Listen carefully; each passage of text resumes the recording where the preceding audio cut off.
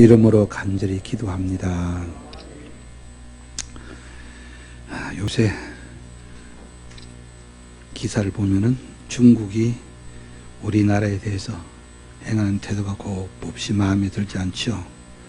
우리도 중국 여행 가지 말고, 우리도 중국 물건 사지 말고, 이것이 다 사람의 본성입니다. 사람의 본성은요, 보복입니다. 그래서 어떤 책들도 그런 것이 굉장히 재미가 있습니다. 세계적인 대문호 섹스피어가 쓴 햄릿이라는 거기도 보면은 덴마크의 왕자 햄릿은 자기 아버지를 죽이고 자기 어머니를 부인으로 삼은 자기 숙부에게 복수하는 이야기가 시작이 되죠. 그래서 이 사실을 알고 햄릿이 서서히 자기 아버지의 복수를 하기 위해서 제 원수인 숙부에게 다가가는 그런 이야기가 그 소설 속에 쭉 나오는데 흥미진진하죠. 그런데 오늘 보니까 주님께서는 우리에게 비본성적인 것을, 본성이 아니라 비본성적인 것을 요구하시는 모습을 볼 수가 있습니다. 일반 대학교에서 예수님에 대해서 아는 것이 무엇이냐고 물었더니 그이가 하는 대답이 네 원수를 사랑하라 하는 주님의 말씀과 행위였다고 합니다. 그것은 실제로 주님께서 십자가 위에서 원수를 위해서 기도했기 때문입니다.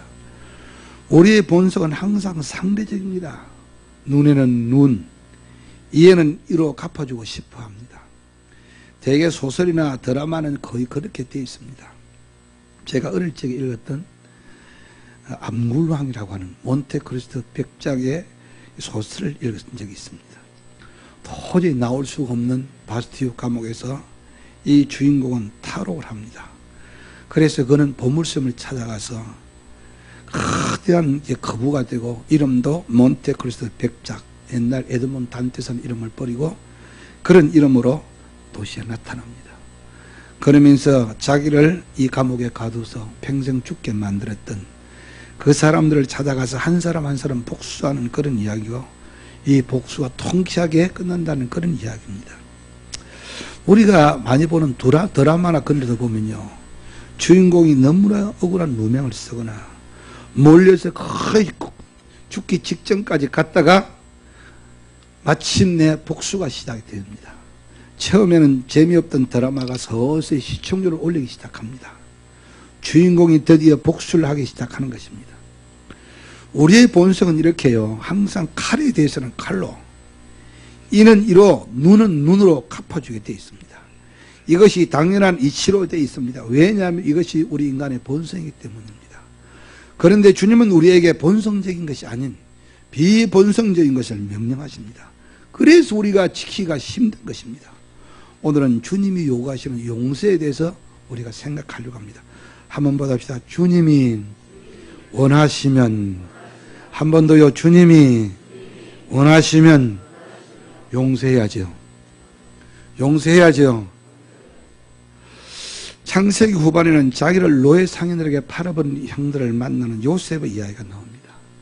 이 기사는 용서하는 비본성적인 행위에 대한 현실적인 묘사를 보이고 있습니다. 요셉이 지금 용서하려고 하는 형들이 누구입니까? 자기를 해코지 하려고 인간이 할 수 없는 가장 잔인한 행동을 한 바로 원수들입니다. 세상의 드라마는 이 자리에서 복수의 칼을 들여야만이 통쾌한 것입니다. 옛날 형들은 눈물로 연하는 동생 요셉의 눈물을 뿌리치고 결국 상인들에게 팔아버린 비열한 인간들이었습니다. 그들 때문에 요셉은 한참 젊은 나이에 애굽에서 노예로, 그리고 애굽 감옥에서 긴 세월, 20년 세월을 억울하게 보내야만 했습니다. 이제는 모든 역경을 이기고 총리가 되었는데 형들이 자기를 알아보지 못하고 자기 앞에 와서 무릎을 꿇고 있습니다. 용서해야 되겠는데 선뜻 행동이 따르질 않습니다. 아직도 상처가 너무 아팠기 때문입니다. 요셉이 통곡을 합니다. 이 울음소리가 온 궁안에 울립니다. 이 울음소리가 무슨 울음소리인가? 애굽의 바로가 걱정할 정도였습니다.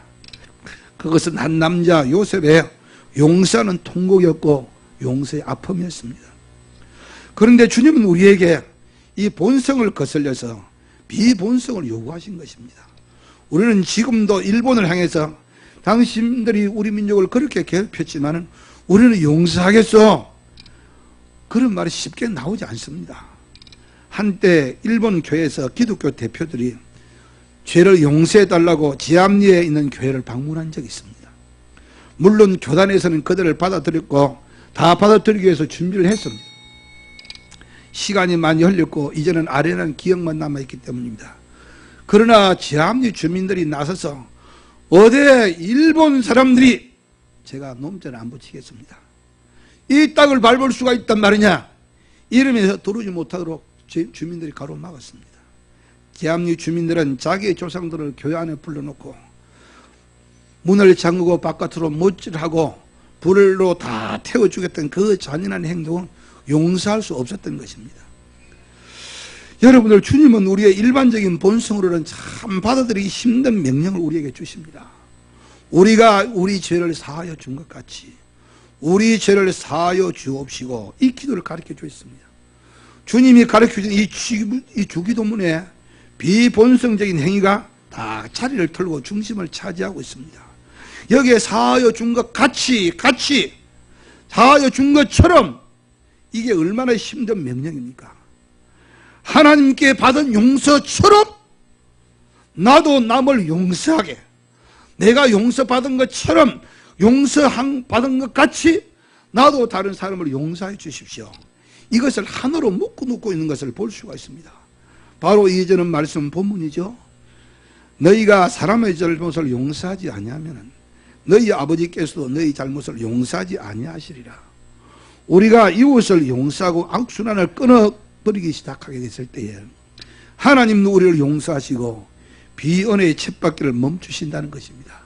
또 주님은 계속해서 그러므로 예물을 드리다가 바로 거기에서 네 형제에게 원망 들을 만한 일이 생각나거든 예물을 제단 앞에 두고 먼저 가서 형제와 화목하고 그 후에 와서 예물 드리라. 용서의 이 절박함은요, 종교적인 제사보다도 우선이라는 것입니다. 마태복음 18장에는 용서할 줄 모르는 옥졸들에게, 용서할 줄 모르는 종을 옥졸들에게 넘기는 주인의 이야기가 나옵니다.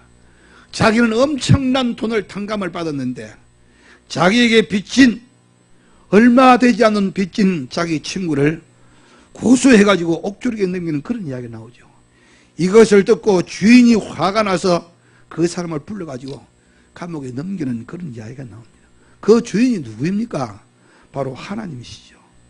너희가 각각 마음으로 형제를 용서하지 않으면 너희 하늘 아버지께서도 너희에게 이와 같이 하시리라. 하나님은 우리에게 무서운 대리권을 맡기신 것입니다. 일반적으로 원수에게 원수로 갚아야 하는 것이 우리의 본성이고 세상의 이치입니다. 그런데 십자가 위에서 우리 주님께서는 원수를 위해서 기도하십니다. 이것을 보고 이게 무슨 일이냐? 백부장은 소리쳤죠. 그는 정말 하나님의 아들이었다고. 칸토는요, 용서란 자격이 있는 사람만이 받을 수 있는 것이다, 그렇게 말했습니다. 이 용서라는 단어는요, 주다라는 말이 들어있습니다. 용서하다가 아니라 용서하여 주다. 준다는 것은 선물을 의미하죠. 하나님은 왜 우리에게 탁월한 본성에서 어긋난 비본성적인 행위를 요구하실까요? 용서가 신앙의 중심이 될 정도로 그렇게 중요한 까닭이기 때문입니다. 이같이 한즉 하늘에 계신 너희 아버지의 아들이 되리니 이는 하나님이 그 해를 악인과 선인에게 비추시며 비를 의로운 자와 불의한 자에게 내려주심이라. 용서는요, 용서하시는 우리 하나님 아버지를 닮기 위함입니다. 한번 받읍시다. 하나님을 닮기 위하여. 한 번 더요. 하나님을 닮기 위하여. 어떤 사람이 빚을 갚지 않았다고 하면 얼마든지 화를 낼 수가 있습니다.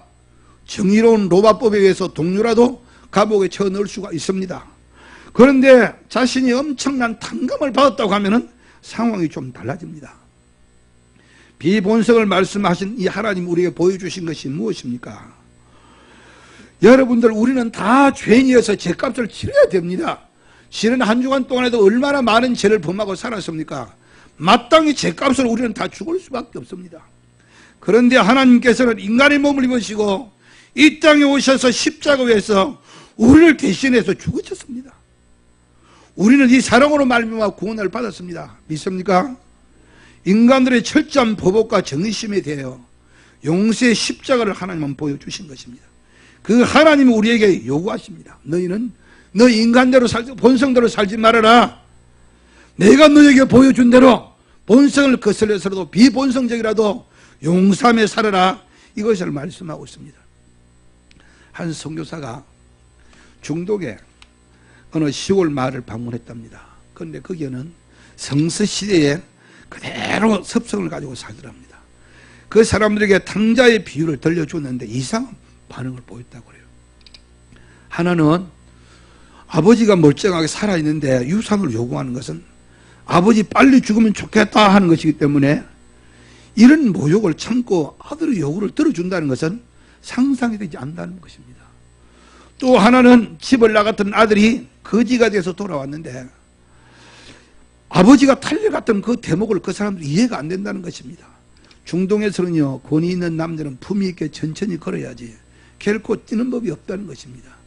그런데 이 비유 속에 아버지는 거지가 돼서 달려오는 이 탕자를 보고 달려갑니다. 분명히 예수님께서 이 말씀하셨을 때 듣는 청중들은 가슴이 찡했을 것입니다.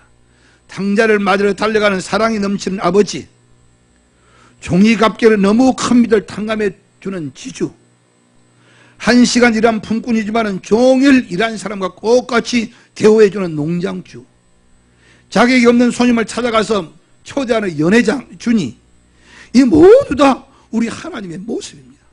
여러분, 말로는 용서합니다 하면서 그 말을 하는 순간에 마음의 분노와 원한이 아직도 남아 있습니까? 여전히 내가 옳았다 그런 말을 듣고 싶고 아직도 사과의 해명을 듣고 싶고 끝까지 칭찬을 돌려받고 싶은 그런 마음이 도사리고 있습니까? 그러나 이 명령하신 하나님은 무조건 나를 용서하시고 받아주셨습니다. 아무것도 요구하지 않습니다.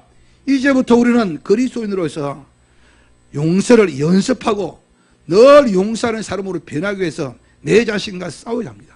사랑하는 자들아, 너희가 친히 원수를 갚지 말고 하나님의 진노하심에 맡기라.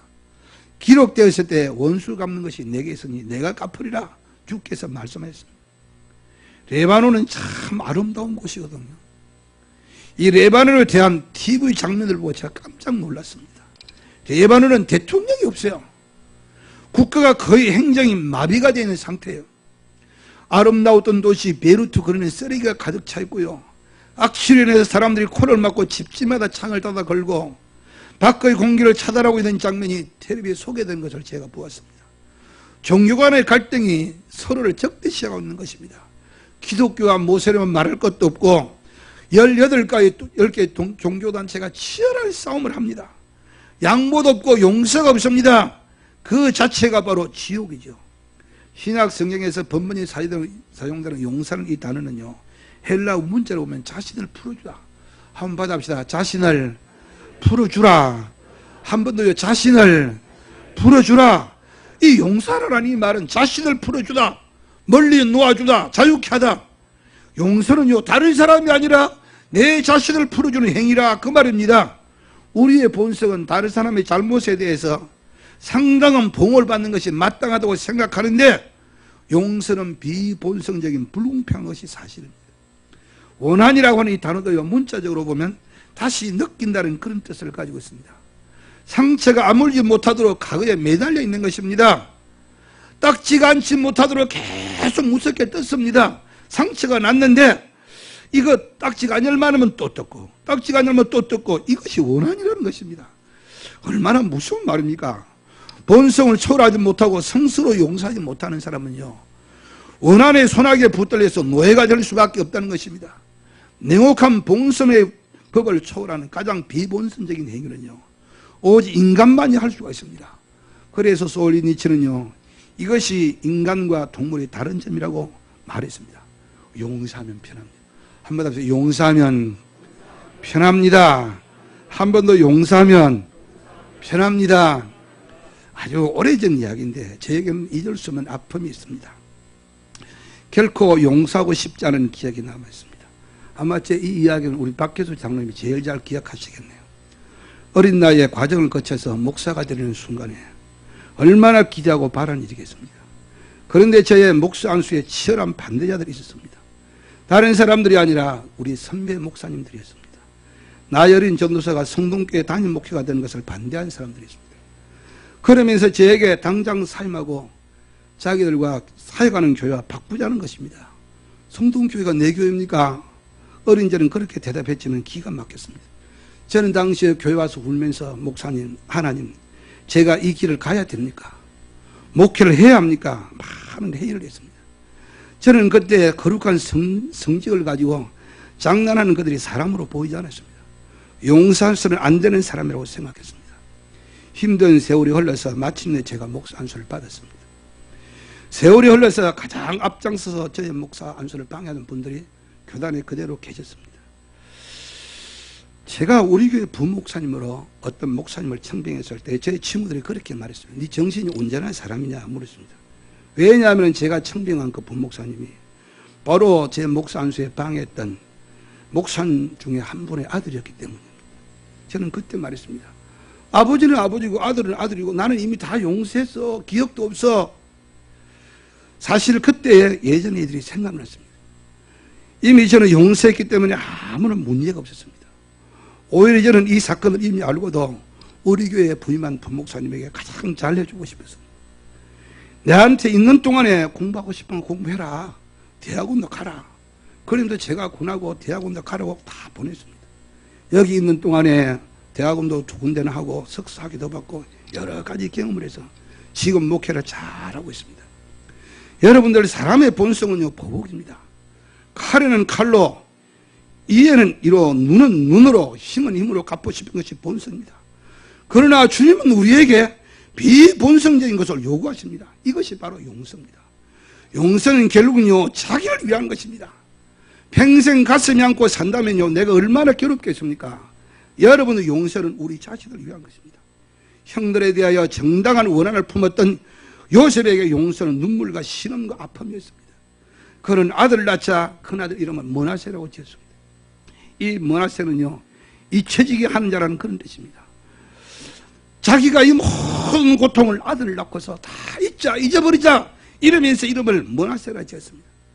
용서보다도 어려운 게 하나가 더 있는데 용서하지 않는 것입니다. 이야기 하나만 하고 마칠게요. 땅을 훔친 죄로 19년에 중노동에 선고를 받은 잔말자는요 쌓아나온 재수가 됩니다. 19년의 세월이 지나서 마침내 출소의 날이 다가왔는데 그 사이에 19년 동안 이 잔발자는 가장 무서운 주먹의 사람, 강한 주먹의 사람이 됩니다. 그리고 그는 나와서 사회생활할 때에 음식점에 들어가 잠을 잘 때 먼저 재수 신분증을 내놔야 합니다. 그런데 이 잔발장이 출소에 나왔지만 누가 그를 받아주겠습니까? 음식도 사 먹을 수가 없으나 돈이 있어도 잠도 잘 수가 없습니다. 마침내 어느 친절한 신부가 자비를 베풀어서 편안한 침대에서 잠을 짭니다. 그는 자리에서 자기를 받아준 신부의 집에서 저녁까지 다 먹고 잠을 들었는데 언잔이 너무나 욕심이 나니까 이 언잔을 훔쳐가지고 어둠 속에 도망을 갑니다. 이튿날 경찰 3명이 잔발잔을 끌고 신부의 집에 찾아옵니다. 그런데 신부의 반응이 예외입니다. 언잔은 이 사람이 훔친 것이 아니라 내가 준 것이라고 말합니다. 그리고 내가 촛대까지 주었는데 왜 촛대는 가지고 두고 갔네요 그러면서 은촛대까지 싸가지고 손에 잡혀줍니다. 인간의 복수의 본능을 넘어서 이 미리 신부의 행동의 위력은 잔발잔을 새로운 사람으로 완전히 바꾸어 놓습니다. 빅토르 휴고는요 이 소설을 통해서 용서가 얼마나 위대한 것인가를 가르쳐주고 있습니다. 여러분들 우리는 사랑의 하나님을 믿습니다. 나를 위해서 예수님이 십자가 죽으신 것을 우리가 믿습니다. 우리는 주님께서 용서해 주심으로 하나님의 자녀가 됐습니다. 믿습니까? 여러분들 우리 용서하고 살아가야 합니다. 마음에 조금이라도 섭섭하고 조금이라도 걸린 것이 있으면요 다 용서하세요. 형제 사이에서 용서하시고 내 스스로도 용서하시고 그래서 예수 안에 있는 참다운 천국 평화를 맛보고 누리고 살아가는 우리 각자가 될 수가 있기를 예수님의 이름으로 축원합니다. 기도합시다. 하나님 아버지 감사합니다.